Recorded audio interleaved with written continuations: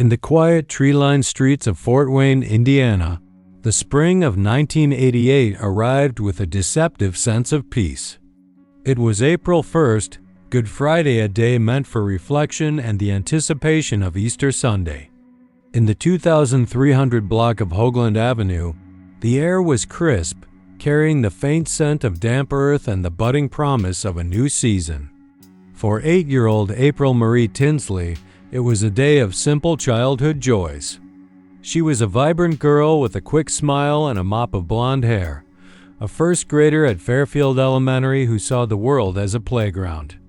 In a town like Fort Wayne in the late 80s, the concept of stranger danger was a distant whisper, something that happened in big cities, not in their tight-knit neighborhoods where everyone knew their neighbors and children roamed free until the streetlights flickered to life. That afternoon, April made a request that seemed entirely mundane.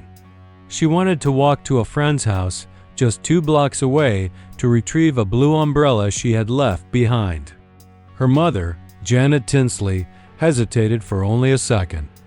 The journey was short, the neighborhood was familiar, and April was a responsible child. With a nod of approval, Janet watched her daughter step out the door. It was a walk that should have taken less than 5 minutes. But as the minutes stretched into an hour and the afternoon shadows began to lengthen across the pavement, the routine grew into a chilling silence. April never reached her friend's house, and she never returned home. In that brief, unremarkable span of time, the safety of a community was punctured, and the nightmare for the Tinsley family began. Before we continue this heart-wrenching story, take a second to hit subscribe and like this video. Your support helps bring these forgotten stories to light and ensures that the truth is never buried again. What makes April Tinsley's case so profoundly haunting is not just the initial disappearance, but the calculated, sadistic way the perpetrator would haunt this community for decades to come. The initial response was a whirlwind of desperate activity. By nightfall, the 2,300 block of Hoagland Avenue was no longer a quiet residential street.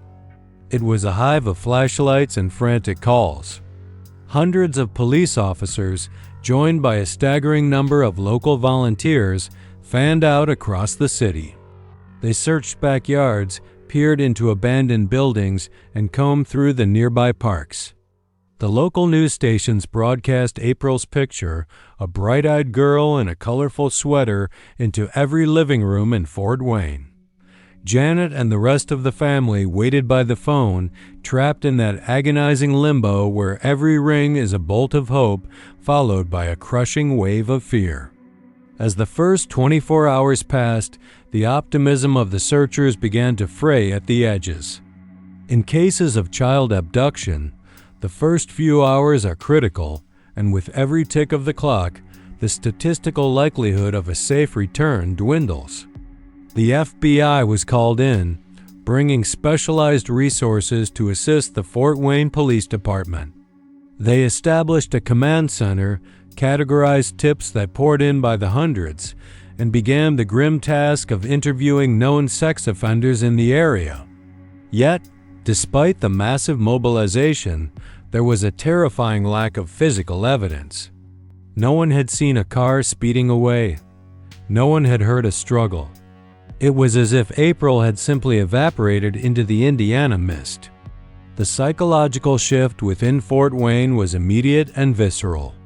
Parents who had previously allowed their children to play in front yards now kept doors bolted and windows locked. A heavy, suffocating blanket of suspicion settled over the town. People looked at their neighbors, the local shopkeepers, and even strangers at the gas station with new, fearful eyes. The innocence of the Midwest was being stripped away in real time. The community was no longer united by its shared history, but by a shared terror, the realization that a predator was moving among them, invisible and lethal. During those first 3 days, the search efforts focused heavily on the immediate vicinity of Hoagland Avenue, but as time went on, the radius expanded. On April 4th, the search came to a devastating conclusion. A jogger, seeking the solitude of a rural road in neighboring DeKalb County, about 20 miles north of where April vanished, noticed something unusual in a drainage ditch along a secluded stretch of land. As they drew closer, the horrific reality became clear. It was the body of a young child, partially submerged in the cold, muddy water. The notification to the Tinsley family was the moment the world stopped turning. The confirmation that it was indeed April Marie Tinsley broke the heart of the city. The autopsy would later reveal a story of unimaginable cruelty. April had been abducted, sexually assaulted, and ultimately killed by manual strangulation asphyxiation. The investigators' report noted that she had likely been killed shortly after her abduction, her body discarded in the ditch like refuse. Near the scene, investigators found a few items, but one detail stood out. April was missing one of her shoes. The crime scene in DeKalb County was processed with meticulous care, though the forensic technology of 1988 was a world away from the capabilities of today. Technicians collected samples of foreign DNA from April's clothing, the only tangible link to her killer. At the time, DNA profiling was in its infancy. The CODIS database didn't exist, and the idea of identifying a suspect through a microscopic drop of fluid seemed like science fiction. The samples were carefully preserved, a silent promise from the investigators to a dead girl that they would never stop looking. But as the funeral flowers wilted and the initial shock began to fade into a dull, aching grief, the investigation hit a wall. Despite thousands of interviews and the processing of countless leads, no viable suspect emerged. The man in the blue truck or the stranger in the shadows remained a phantom. The case file grew thick with reports that led nowhere. For the detectives assigned to the case, the image of April's face became a permanent fixture on their desks, a constant reminder of a failure that haunted their sleep. The cruelty of the killer, however, was not limited to the act of murder itself. He didn't just want to take a life. He wanted to own the narrative of the fear he had created. He was watching the news, reading the papers, and feeding off the collective trauma of Fort Wayne. He wasn't content with fading into the background. He wanted the police and the family to know that he was still there and that he enjoyed what he had done.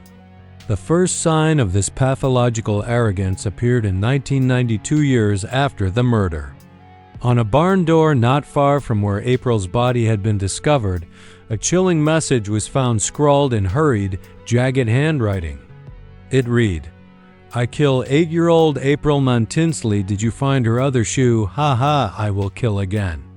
The inclusion of the detail about the missing shoe, a fact that had not been widely publicized, sent a jolt through the police department. This wasn't a prank. It was a direct communication from the monster himself. The ha-ha was a taunt, a verbal middle finger to the authorities who had failed to catch him.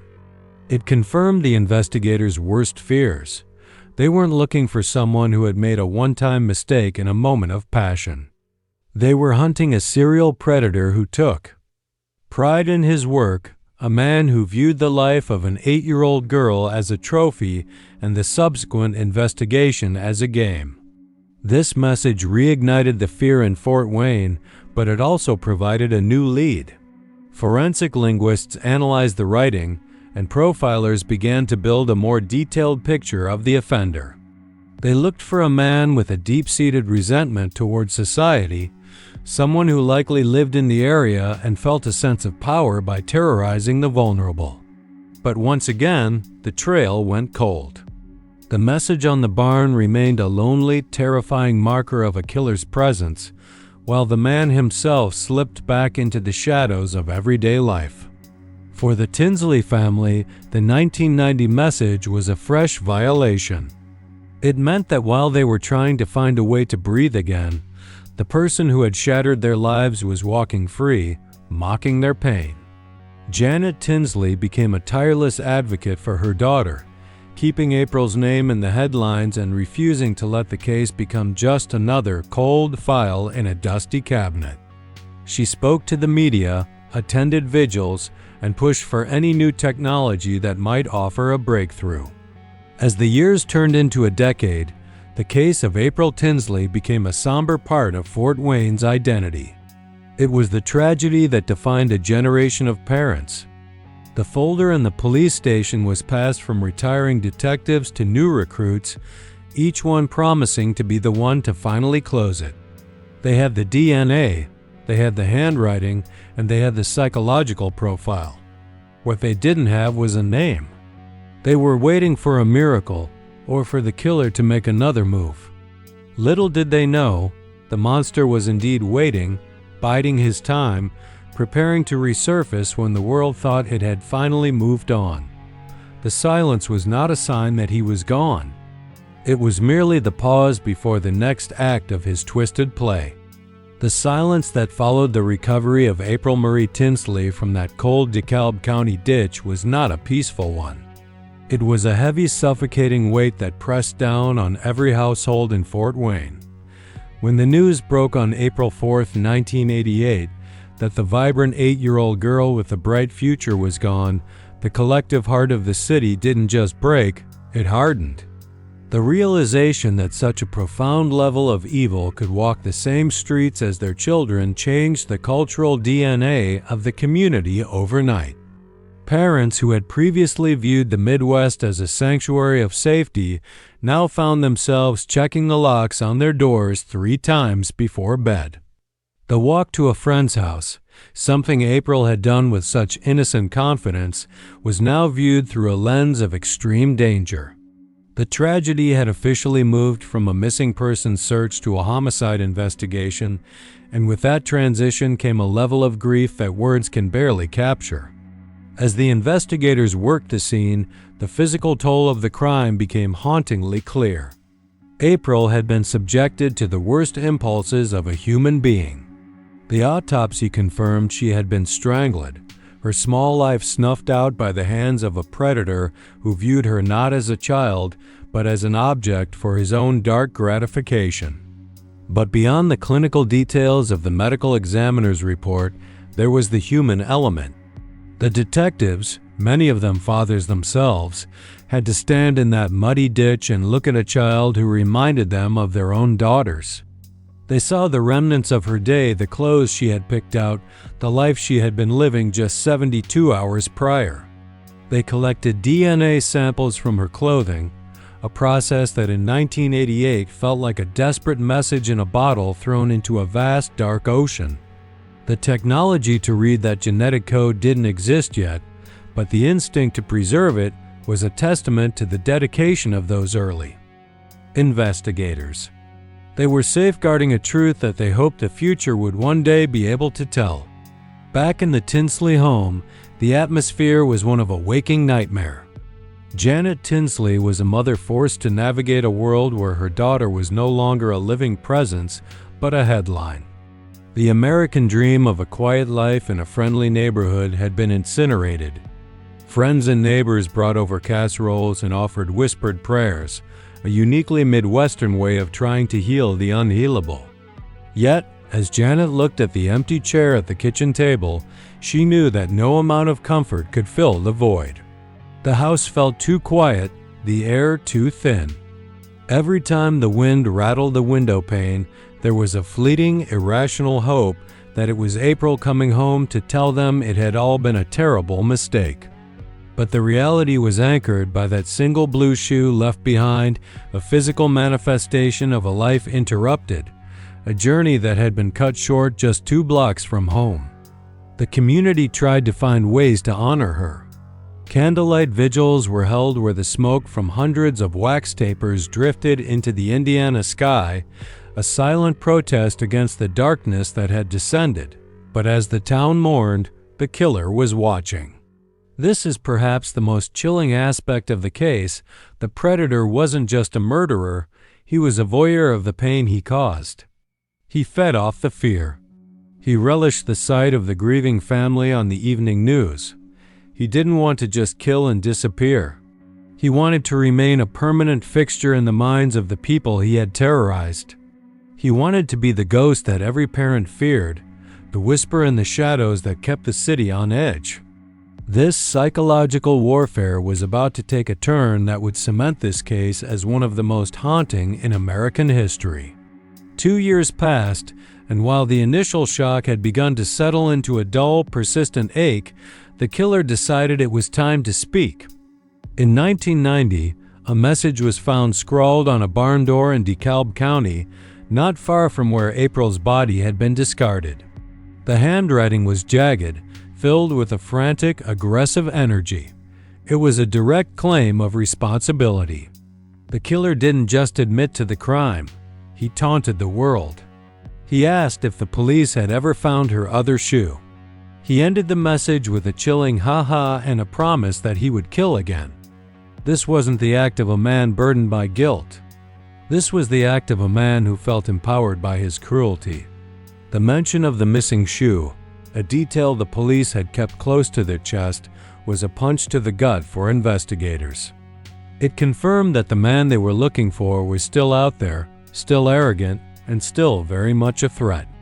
The psychological impact of that message cannot be overstated. It reignited the terror in Fort Wayne. People who had started to let their guard down suddenly felt the walls closing in again. The killer was mocking them from the safety of his anonymity. He was a neighbor, a coworker, a stranger passing on the street, and he was laughing at the failure of the law. The culture of the town shifted once more, moving from grief to a state of high alert. Every man who looked slightly out of place, every car that lingered too long near a playground, became a potential suspect. The investigation was now a race against a man who seemed to be enjoying the pursuit. Detectives re-interviewed everyone, looked at the handwriting of thousands of local men, and prayed for a breakthrough that would put a face to the monster. Yet, despite the renewed efforts, the trail went cold once more. The years began to slip away, turning the 1980s into the 1990s. The case of April Tinsley became a cold case, a file that sat on a shelf, its pages yellowing but its contents never losing their power to disturb. For Janet Tinsley, the passage of time was not a healer, it was a thief. Every year that passed was another year April didn't get to experience. No high school dances, no graduations, no wedding days. Janet became a warrior for her daughter's memory, a constant presence at the police station, a voice that refused to let the city forget that a killer was still breathing the same air they were. She carried the weight of the investigation on her shoulders, her life a testament to a mother's refusal to let the light of her child be permanently extinguished by a coward in the dark. This era of the investigation was defined by a haunting stalemate. The police had the DNA, but no match. They had the handwriting, but no hand to pair it with. And they had the profile of a man who was likely a local, someone who knew the back roads of DeKalb County and the neighborhoods of Fort Wayne like the back of his hand. They were looking for a needle in a haystack, and the needle was actively hiding, perhaps even helping in the search. The frustration within the department was palpable. They were haunted by the ha-ha scrawled on that barn, a digital echo of a laugh that seemed to follow them through the halls of the precinct. They knew that as long as this man was free, the story of April Tinsley was unfinished, a book with a missing final chapter that the entire state was waiting to read. As the millennium approached, the technology that would eventually solve the case was still being perfected in laboratories halfway across the country. The world was changing, moving into a digital age where information could be shared instantly, yet the mystery of the girl with the blue umbrella remained frozen in time. The community of Fort Wayne had learned to live with the ghost of April Tinsley, her story a cautionary tale passed down to a new generation of children. They were told to stay close, to watch out for each other, and to never, ever talk to strangers. The innocence was gone, replaced by a vigilant, wary wisdom. But the killer wasn't done with his games. He was simply waiting for the right moment to remind them that he hadn't gone anywhere, and that his appetite for terror had not been sated by the passing of the years. The next time he emerged, it would be with a calculated depravity that would force the world to look at this case all over again. The passage of time in Fort Wayne did not bring the peace that the local authorities had hoped for. By the arrival of 2004, 16 years had passed since April Marie Tinsley's bright light was extinguished, and the case had settled into the long, dusty archives of the unsolved. A new generation of children was playing in the parks, and the immediate sharp terror of 1988 had softened into a cautionary legend told by parents to keep their kids close. However, the monster who had taken April wasn't content with being a legend. He didn't want to be forgotten. He craved the spotlight, the fear, and the power that came with knowing he could still reach out and touch the lives of the innocent from the safety of the dark. In 2004, the nightmare didn't just return. It evolved into something even more calculated and depraved. It began with a series of chilling discoveries in several neighborhoods across Fort Wayne and the surrounding areas. Residents would walk out to their driveways or look at their children's bicycles only to find translucent plastic bags left in plain sight. Inside these bags was a collection of horrors designed to traumatize. Polaroid-style photographs of a man's lower body, used condoms, and handwritten notes scrawled with the same jagged, hateful energy seen on the barn door 14 years earlier. The messages were explicit, threatening, and heart-stoppingly familiar. They referenced April. They boasted about the crime. They promised that the writer was still watching, still waiting, and still very much capable of repeating his horrific acts. This wasn't a cold case anymore. It was a live, ongoing psychological assault on an entire city. The reaction from the community was a mixture of absolute revulsion and a renewed, paralyzing fear. For the parents who remembered 1988, it was like a physical blow to the stomach. The monster hadn't moved away. He hadn't died. He was right there, walking the same sidewalks as their children. The ha-ha from the barn door now had a physical presence in their front yards. This escalation in behavior indicated a predator who was becoming bolder, someone who was no longer satisfied with a one-time kill but needed to feed on the collective anxiety of the public. The cultural psyche of Fort Wayne, which had slowly begun to heal, was ripped open once again. Vigilance wasn't just a suggestion. It became a desperate necessity. From an investigative standpoint, however, the killer's arrogance was his greatest mistake. While the technology of 1988 had been limited, the world of 2004 was entering a golden age of forensic science. The items left in those plastic bags, the used condoms in particular, were a goldmine for DNA evidence. Investigators from the Fort Wayne Police Department and the FBI rushed the samples to the lab, their hearts pounding with the possibility of a breakthrough. When the results came back, the confirmation was chilling. The DNA found in the 2004 taunt bags was an identical match to the DNA recovered from April Tinsley's clothing in 1988. There was no longer any doubt. The man who had murdered April was the same man now terrorizing these new neighborhoods. This link was both a blessing and a curse. It gave the police a fresh, clean DNA, a profile, a genetic fingerprint of the killer that was far more detailed than anything they had before. They ran this profile through CODIS, the National DNA Database, hoping for a hit against known offenders. But the screen remained stubbornly blank. The killer wasn't in the system. He hadn't been arrested for a felony since the database was established, or if he had, his DNA hadn't been entered correctly. He was a ghost with a genetic code, a man who lived a life seemingly under the radar of the law despite his internal darkness. The psychological profile of the offender began to sharpen. This was a man with a deep-seated fixation on young girls, a preferential offender whose urges hadn't dissipated with age.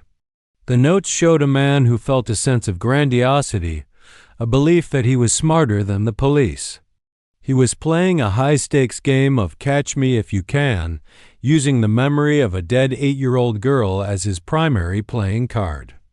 The detectives focused their efforts on the areas where the bags were dropped, conducting massive DNA drags where they asked hundreds of local men to voluntarily provide a swab. It was a gargantuan task, an attempt to find a single thread in a tapestry of thousands. Yet, the killer remained elusive, perhaps even standing in line to give a sample, confident that he could mask his identity or that he simply wouldn't be flagged. For Janet Tinsley and the rest of April's family, the events of 2004 were a special kind of hell. To see the man who killed your daughter essentially celebrating his crime 16 years later is a level of cruelty that defies description. Janet didn't retreat into her grief. She used it as fuel. She appeared on local news, her voice trembling but firm, pleading for anyone who recognized the handwriting or the descriptions to come forward.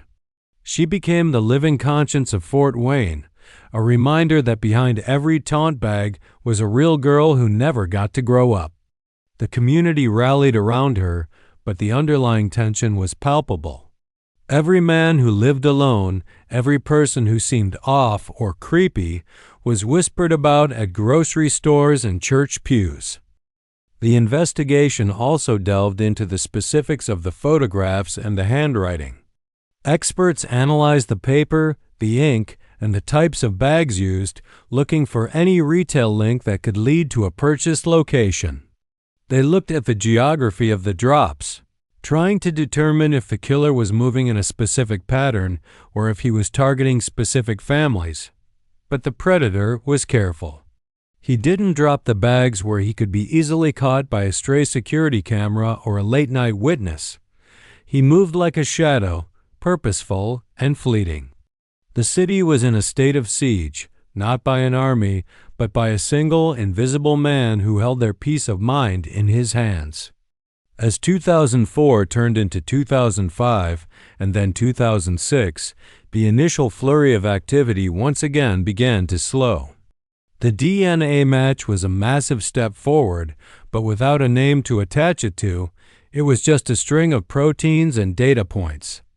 The case of April Tinsley remained the highest priority for the Fort Wayne PD, but the reality of police work means that new crimes, new victims, and new emergencies constantly demand attention.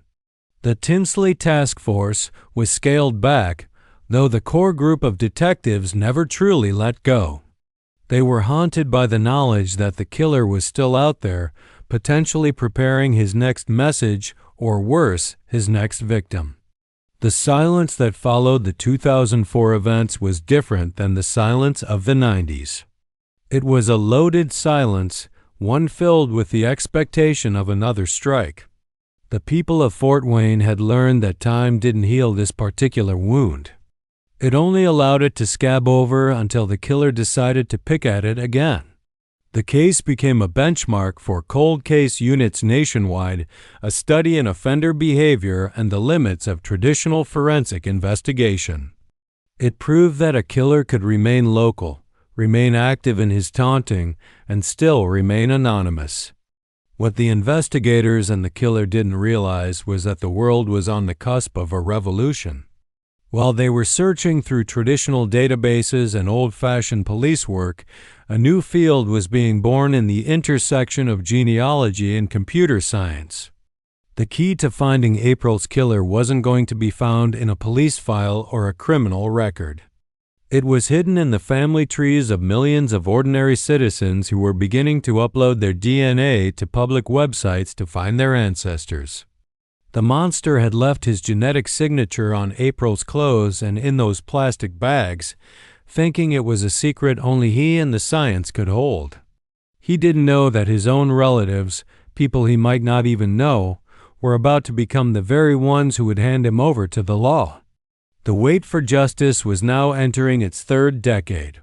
The little girl who should have been a woman in her late 30s was still just a memory in a blue dress. But the technology that would finally break the ha-ha of the killer was being perfected. The next chapter of this story wouldn't be written by a taunting note on a barn door, but by the silent, indisputable truth of a family tree that had no room for a monster. The transition from the calculated psychological warfare of the 2004 taunt bags to the sterile, high-tech laboratories of 2018 represents a profound paradigm shift in the hunt for April Tinsley's killer. For nearly 3 decades, the Fort Wayne Police Department had been held hostage by a ghost man who lived in the same neighborhoods, breathed the same Indiana air, and likely walked past the very detectives sworn to catch him every single day. By 2015, the case was no longer just a file. It was a mountain of yellowing paper, digital transcripts, and cold evidence, a labyrinth where every lid eventually hit a dead end. The killer's DNA, that microscopic master key recovered from April's clothing so long ago, remained useless because there was no lock to fit it in. The traditional CODIS database. This was the era of waiting for the science, a period of agonizing patience where the only thing moving faster than the detective's frustration was the relentless, silent march of technological progress. Every year on the anniversary of April's disappearance, the local news would run a segment, the community would light candles at April's garden, and the police would issue a statement that they were still working. But behind those closed precinct doors, there was a growing fear that the killer might die of old age before they ever learned his name. It was within this vacuum of traditional investigative methods that a flicker of hope emerged from the laboratories of Parabon Nanolabs. In 2016, they introduced a revolutionary technique known as DNA phenotyping. This wasn't a wanted poster based on the shaky, trauma-blurred memory of a witness from 30 years ago. It was a biological blueprint extracted from the very fluids the killer had left behind as a signature of his depravity. By analyzing the specific markers in the killer's DNA, scientists were able to predict his physical traits with startling accuracy: eye color, hair color, skin tone, and even the basic structure of his face. The resulting image, known as a snapshot, gave the city of Fort Wayne a face to hate. It was the face of an average man, middle-aged, unremarkable in every way except for the coldness of the digital gaze. For the first time, the ha-ha from the barn door had a jawline, a brow, and a human form. Yet, even with this image circulating in every living room and on every social media feed in Indiana, the monster refused to blink. He continued his camouflage, perhaps even looking at his own composite on the evening news while sitting at his kitchen table, feeling a sick sense of invincibility. He believed that if 30 years hadn't caught him, a computer-generated image certainly wouldn't. However, the true breakthrough, the one that would finally turn the killer's arrogant ha-ha into a hollow confession, came in early 2018 through the bold, experimental application of investigative genetic genealogy. Detective Brian Martin, a man who had made April's justice the central mission of his professional life, decided to pivot away from the failed systems of the past. If the killer wasn't in the criminal databases, it meant he had lived a life largely beneath the radar of the law, avoiding the kind of felony arrests that would have required a DNA swab. But while the killer had avoided the law, his relatives might not have avoided curiosity. Detective Martin and the team at Parabon Nanolabs uploaded the killer's DNA profile to public genealogy websites, databases like GEDmatch, where millions of ordinary people were uploading their own genetic information to find lost ancestors or map their family trees. It was a strategy of profound human connection used as a forensic trap. They weren't hunting a criminal through a mugshot anymore. They were tracing a bloodline through the branches of history. The genealogists began the painstaking work of reverse engineering a massive, complex family tree. They found matches with third and fourth cousins, distant relatives who had no idea that their innocent quest for family heritage was providing the digital breadcrumbs that would lead to a murderer. These were people living ordinary lives in different states, connected to a monster by nothing more than a shared ancestor from the 19th century. The investigators spent months meticulously mapping every birth certificate, marriage license, and death record associated with these genetic matches. They moved backward through generations to find the common ancestors, only to bring the branches forward again, narrowing the search to a specific branch of a family that had deep roots in the Fort Wayne area.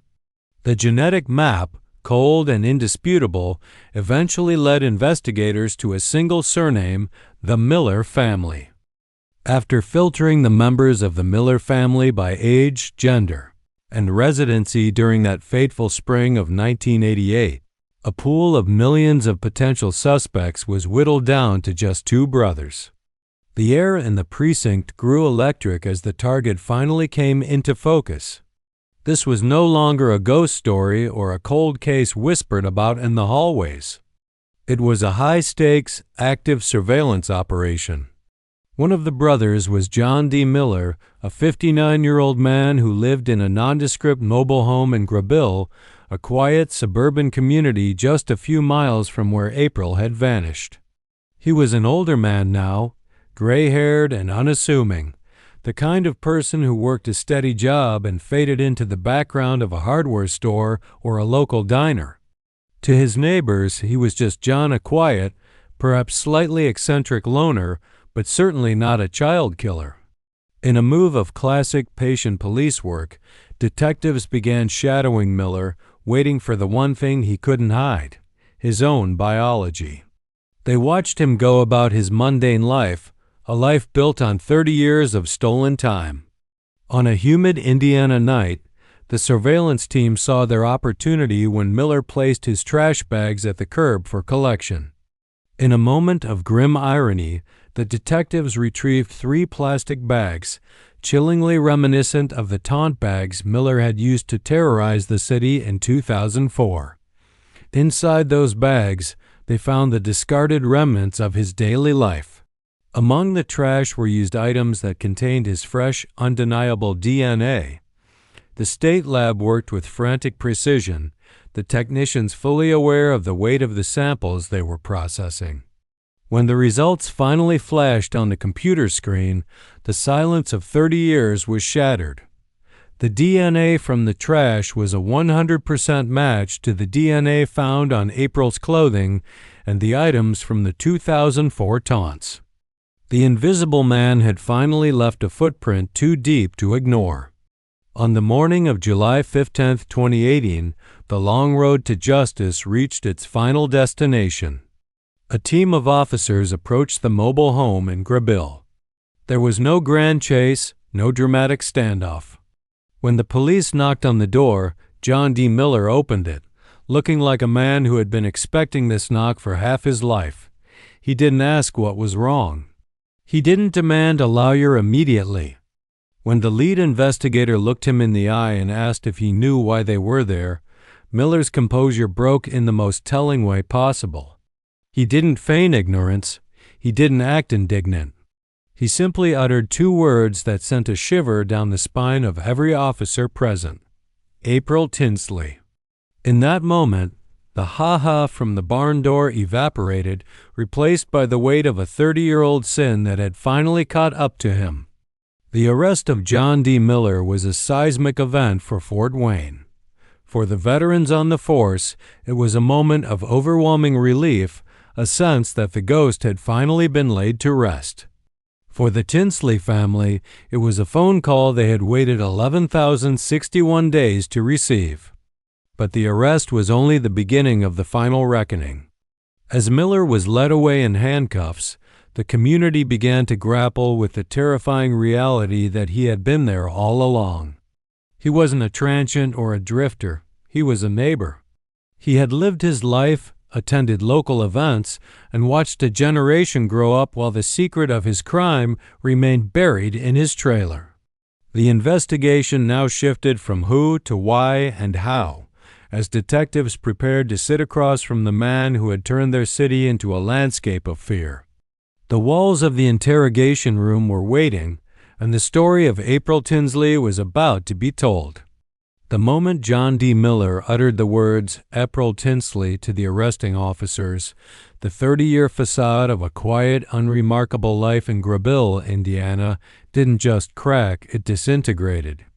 As he was led into the sterile, fluorescent-lit interrogation room of the Fort Wayne Police Department, the man sitting across from the detectives was no longer the defiant phantom who had taunted the city with ha-ha scrawls and 6 psychological trophies.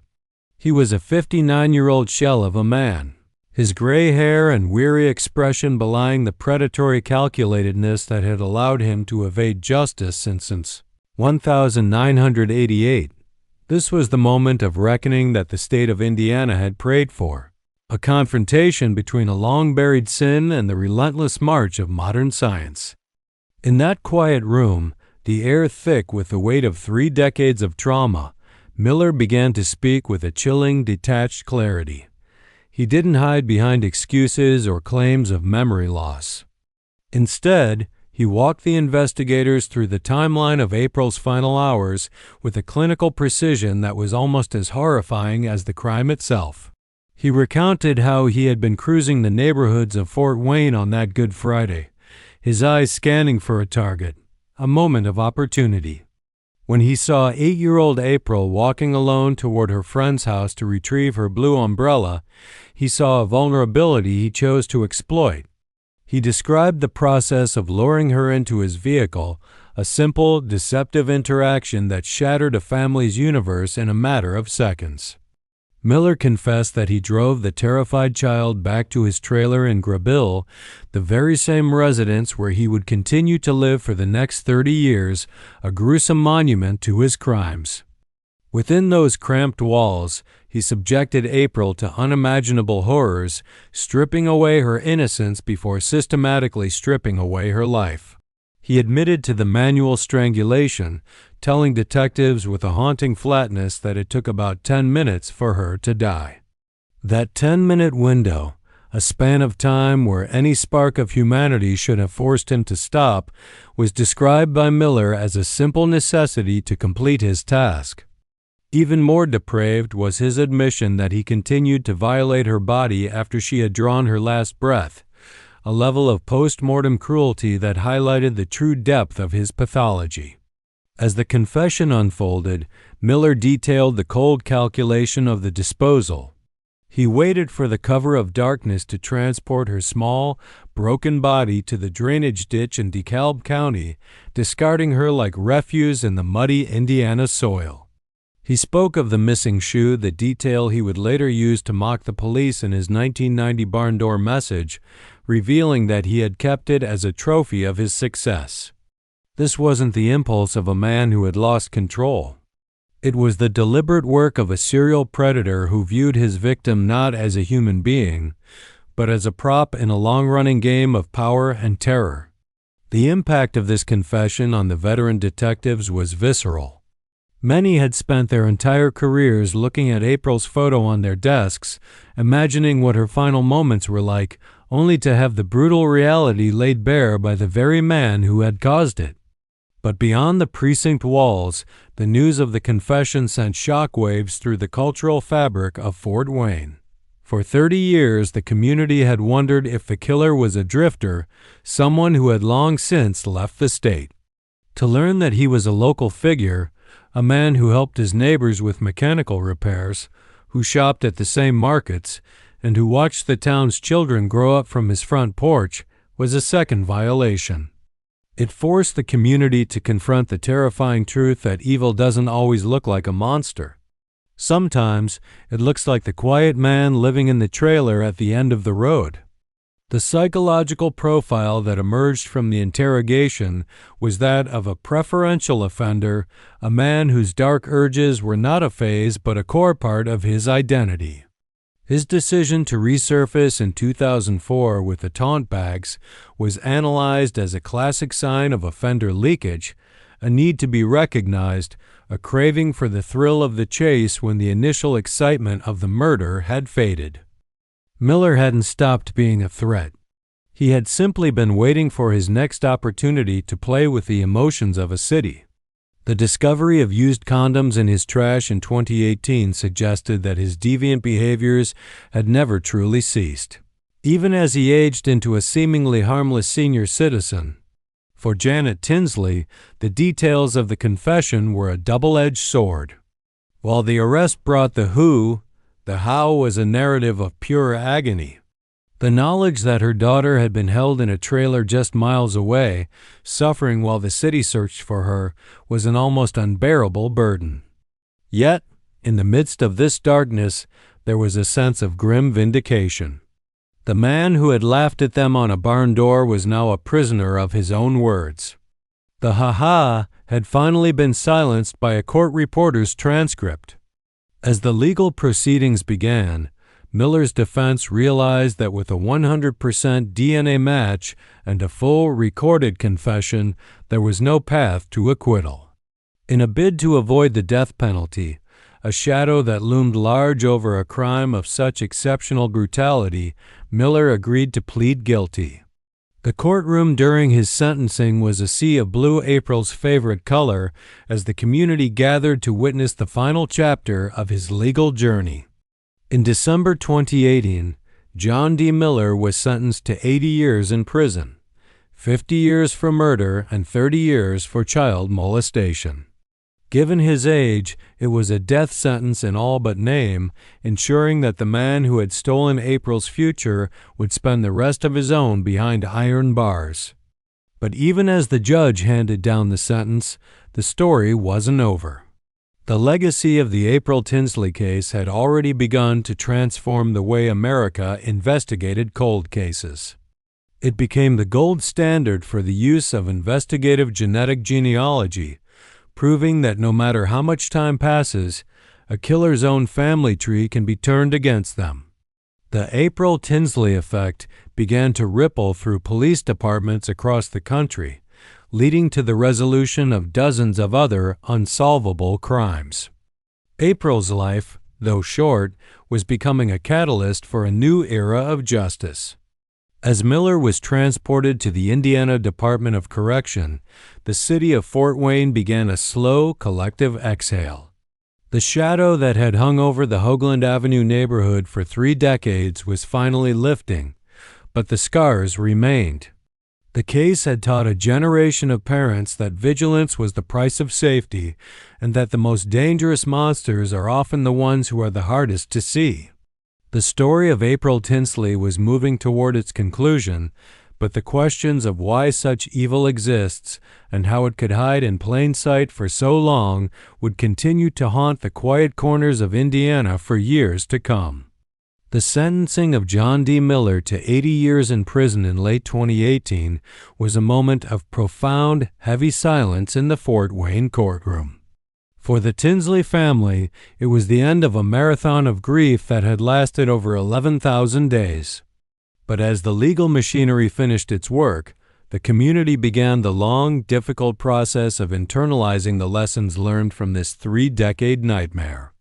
The case of April Tinsley did more than just find a killer. It fundamentally altered the cultural landscape of Indiana. It served as a stark, permanent reminder that the monsters we fear are rarely strangers lurking in the woods of a distant town. They are often the quiet, unassuming men living in the trailers at the end of our streets, attending our local festivals, and watching our children grow from the safety of their front porches. This realization stripped away the last vestiges of small-town invincibility that had once defined Fort Wayne, replacing it with a vigilant, weary wisdom that remains to this day. One of the most poignant legacies of this tragedy is April's Garden, a beautiful memorial park established in Fort Wayne. What began as a community project in 2015, years before Miller was caught, evolved into a sanctuary for healing. It is a place where blue umbrellas and flowers are left not just to mourn a death, but to celebrate a life that, though short, had a monumental impact.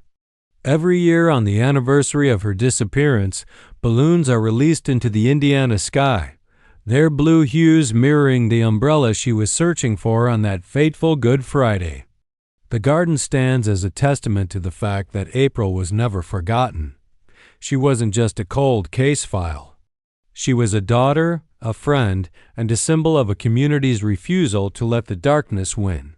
Her memory became a catalyst for unity, proving that while a predator can take a life, they can never truly extinguish the light that a person leaves behind in the hearts of those who love them.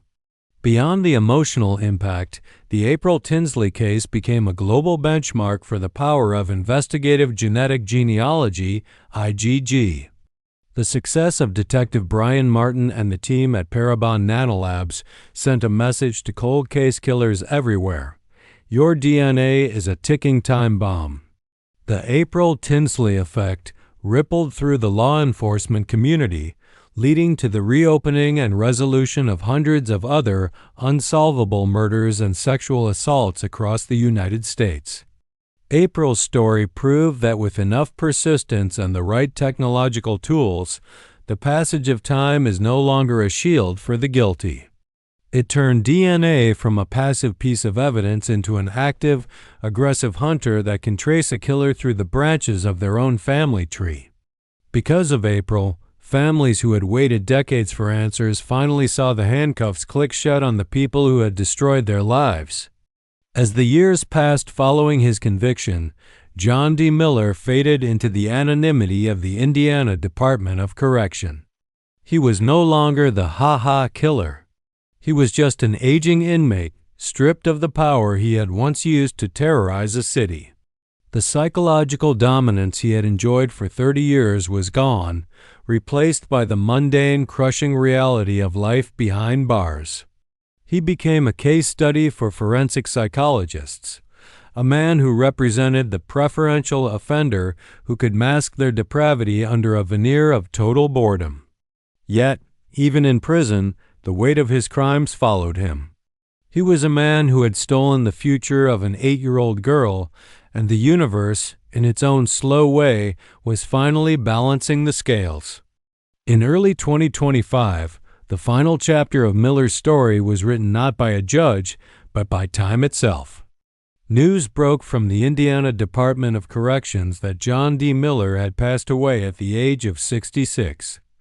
He died while in custody at St. Vincent Hospital in Indianapolis, ending his 80-year sentence less than 7 years after it began. For many in Fort Wayne, his death brought a sense of finality that the sentencing alone could not provide. There would be no more appeals, no more parole hearings in the distant future, and no more chances for him to occupy any space in the public consciousness. The monster was gone, and with him, the last physical link to the horror of 1988 was severed. His death was not a cause for mourning, but a quiet, somber acknowledgement that the story had reached its natural conclusion. For Janet Tinsley, the death of her daughter's killer was another milestone in a life that had been defined by a search for the truth. She had outlived the man who tried to break her, and she had seen justice served in a way that few thought possible when the trail went cold in the 90s. Her resilience is perhaps the most heroic element of this entire narrative. She refused to let the system fail her daughter, and she became a voice for all parents of the missing. As she moves forward, she does so with the knowledge that the ha-ha has been replaced by the finality of a closed file. April is at peace, and the man who took her is no longer a threat to anyone. The story of April Marie Tinsley is a tragedy born of obsession and cruelty, but it is also a testament to the quiet courage of those who refuse to let the darkness win. It reminds us that justice, however delayed, can still be found. It teaches us that science, when guided by human heart and persistence, can pierce even the deepest shadows of the past. As the blue balloons drift away each year over the Indiana plains, they carry with them the hope that no other child will have to suffer as April did, and no other family will have to wait 30 years for an answer. The archives of Fort Wayne now hold the file on a young girl in a blue dress, not as a mystery to be solved, but as a lesson to be remembered. April Tinsley's legacy is one of light, science, and the ultimate triumph of truth over terror. Her name will always be a whisper of hope in the halls of justice, a reminder that even when a killer laughs, the law has the final word. As we close this documentary narrative, we do so with a moment of silence for the girl who just wanted her blue umbrella and for the family that never stopped looking for her. The case is closed, the killer is gone, and the truth, at long last, is free. Thanks for being here and listening. Don't forget to hit the bell for our latest stories. Stay safe and take care with your loved ones.